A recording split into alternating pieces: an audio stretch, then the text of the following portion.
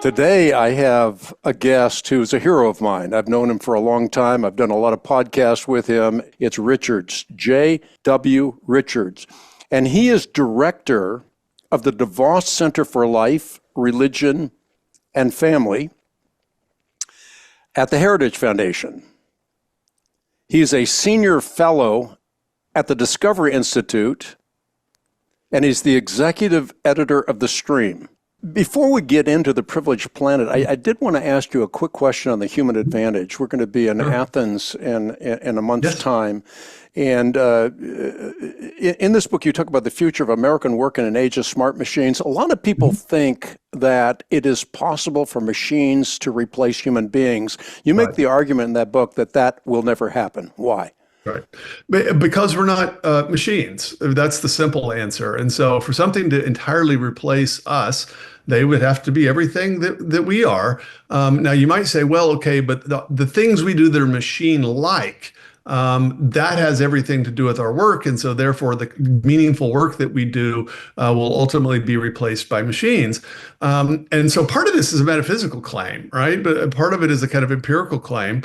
And so when I wrote the book, it came out in 2018, I wanted to give the other side as much credit as possible. And so in other words, I basically said, okay, let's assume that anything that can be automated using a combination of AI and robotics will be automated. Moreover, let's assume that that's going to happen in our lifetimes.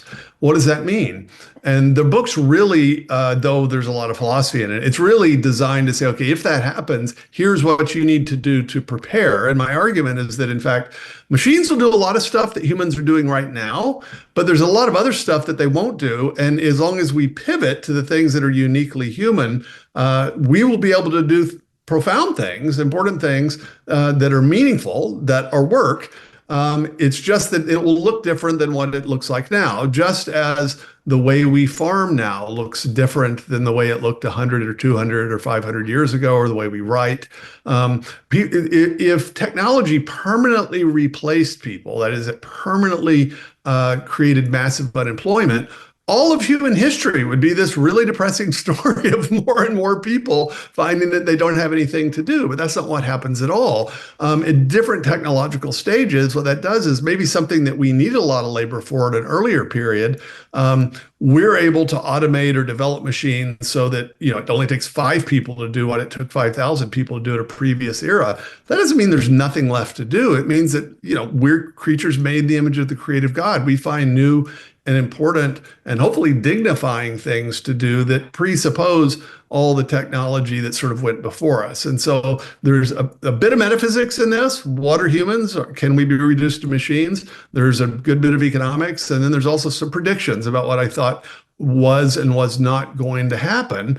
And I thought, for instance, that automated long-haul trucks, that would be easier to pull off than, say, a housekeeper that's entirely robotic, because that involves complex movement through space. I'd say the biggest surprise is probably how powerful these chatbots, so-called large language models, are, how good they are. But it doesn't prove that we're machines. It doesn't mean these things are going to become conscious. It just means that we're able to develop systems that can call and sort and run probabilities on all the intelligent choices that we make. And so everything you see in Claude or in ChatGPT-4 is it's itself the result of human intelligence, and the data it's trained on is all information that's the result of human intelligence. And so I just think that's the kind of fundamental reality. And the nice thing is there's this metaphysical claim that transhumanists make that machines will surpass us. The best we can do is upload ourselves to the machines.